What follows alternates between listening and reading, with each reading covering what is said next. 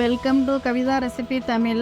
இன்னைக்கு பார்க்க போகிற ரெசிபி டிஃபனுக்கு எப்படி பொட்டுக்கடலை சட்னி ஒரு 10 நிமிஷத்தில் செய்யலாங்கிறத பார்க்கலாம் வாங்க.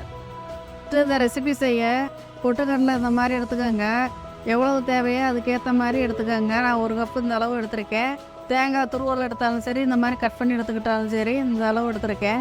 வெங்காயம் பொடியாக கட் பண்ணி எடுத்து வச்சுருக்கேன். இஞ்சி பூண்டு தேவைக்கு ஏற்ற மாதிரி கூட்டி குறைச்சி சேர்த்துக்கோங்க. இதை எப்படி அரைக்கலான்னு பார்க்கலாம். இப்போ காஞ்ச மிளகா நான் 2 தான் சேர்த்துருக்கேன். காரம் தேவையில்லைன்னு சொல்லிட்டு கம்மியாக எடுத்துருக்கேன். நீங்கள் அதிகமாக கூட எடுத்து அரைச்சிக்கலாம், கூட சேர்த்துக்கலாம். உங்களுக்கு கூட்டி குறைச்சி சேர்த்துக்கோங்க. இந்த மாதிரி ஸ்டவ்வை பற்ற வச்சு கடாயை எடுத்துக்கோங்க. இந்த மாதிரி வரமிளகாய் போட்டு நல்லா இந்த மாதிரி வதக்கிட்டு, இது கூட இஞ்சி பூண்டு வெங்காயம் இதையும் கொஞ்சம் லைட்டாக வதக்கிக்கோங்க. அந்த மாதிரி இப்போ மிக்ஸி ஜாரில் இந்த பொட்டுக்கடலையை சேர்த்துட்டு, இந்த தேங்காய் துருவல் இப்போ வதக்கினது எல்லாத்தையுமே இது கூட சேர்த்துக்கோங்க.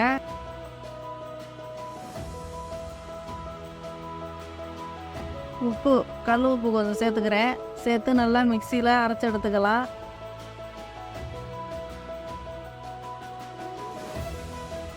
இப்போ நைஸாகவும் இல்லாமல் குறகுறப்பாகவும் இல்லாமல் அந்த அளவுக்கு எடுத்துக்காங்க. இது தண்ணி சட்னியாக தான் வைக்க போகிறேன்.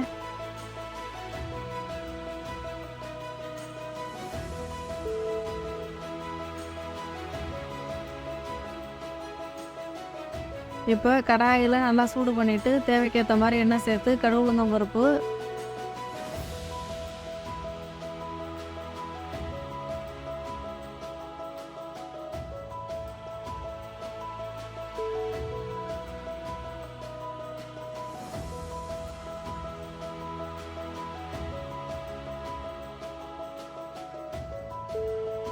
பெருங்காயத்தூள், கருவேப்பிலை, காஞ்ச மிளகா 2 போட்டு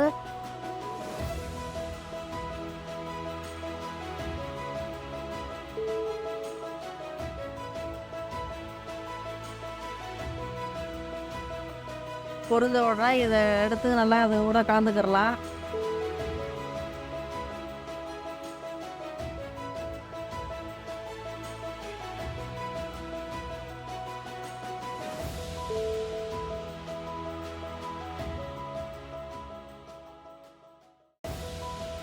இப்போ தாளிச்சோன்னா ஆஃப் பண்ணிடுங்க ஸ்டவ்வை. இல்லைனா பாத்திரத்தில் அப்படியே ஒட்டிடுவோம். அதனால் இந்த மாதிரி எடுத்துகிட்டு வேறு பாத்திரத்தில் மாற்றி எடுத்து வச்சுக்கோங்க. இப்போ இட்லி ஊற்றி வேக வச்சுக்கலாம்.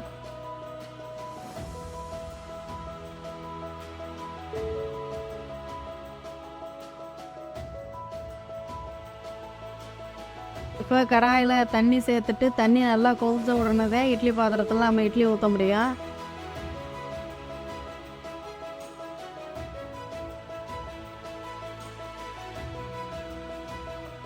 நல்லா தண்ணி ஃபஸ்ட்டு கொதியணும். தண்ணி ஊற்றின உடனே வைக்கக்கூடாது மாவல்லி. இந்த மாதிரி கடாயில் தேவைக்கேற்ற மாதிரி தண்ணி சேர்த்துக்கிறேன். நீங்கள் இட்லி குண்டா இருந்தால் இட்லி பாத்திரத்தில் நீங்கள் வேக வச்சுக்கோங்க. இந்த மாதிரி எடுத்து தண்ணியை கொதியுது பாருங்கள். அப்போதைக்கு மூடியில் நல்லா எண்ணெயை தடவிட்டு கொஞ்சம் கொஞ்சமாக மாவு கூட சேர்த்துட்டு ஒரு 10 நிமிஷம் 15 நிமிஷம் நல்லா வேக விடுக்கிறேன் லோ ஃப்ளேமில். இப்போ இட்லிக்கு ஒரு அருமையான பொட்டுக்கடலை சட்னி ரெடி ஆயிடுச்சு. இப்போ இட்லி வெந்துருச்சான்னு பார்க்கலாம். 15 நிமிஷம் ஆயிடுச்சு. இப்போ தட்டில் மாற்றி எடுத்து வச்சுக்கலாம். இப்போ நீங்கள் ஒரு அவசரமாக டிஃபனுக்கு சட்னி செய்கிறப்ப இந்த மாதிரி பொட்டுக்கடலை இருந்துச்சுன்னா வீட்டில் உடனே இந்த மாதிரி சட்னி செஞ்சு வச்சுக்கலாம்.